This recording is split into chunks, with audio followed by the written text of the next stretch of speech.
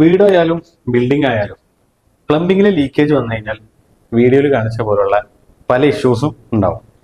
ഇത് ലീക്കേജ് ഉണ്ടോ എന്ന് ചെക്ക് ചെയ്തിട്ട് വേണം നമ്മൾ ഇതിന്റെ ഫൈനൽ സ്റ്റേജിലേക്ക് കടക്കാൻ വേണ്ടിയിട്ട്. ജോയിന്റ് ചെയ്യുന്ന സമയത്ത് പ്രോപ്പറായിട്ട് ജോയിന്റ് ആവാതിരിക്കാം, അല്ലെങ്കിൽ മാനുഫാക്ചറിങ്ങിൽ എന്തെങ്കിലും ഇഷ്യൂസ് ആ പൈപ്പിന് സംഭവിച്ചേക്കാം. നമ്മുടെ ടാങ്കിലുള്ള വെള്ളം ലോഡ് ചെയ്ത് കഴിഞ്ഞാലൊന്നും ഈ ചെറിയ മൈന്യൂട്ട് ആയിട്ടുള്ള ഇഷ്യൂ കണ്ടുപിടിക്കാൻ കഴിയില്ല.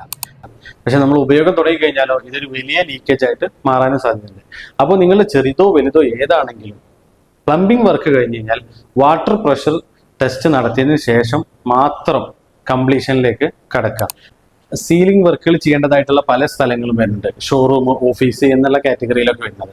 അവിടേക്ക് നിർബന്ധമായിട്ടും വാട്ടർ പ്രഷർ കഴിഞ്ഞതിന് ശേഷം പ്രോപ്പറാണ് എന്ന് ഉറപ്പ് വരുത്തിയതിനു ശേഷം മാത്രം അടുത്ത സ്റ്റേജിലേക്കുള്ള വർക്കുകൾ സ്റ്റാർട്ട് ചെയ്യാം.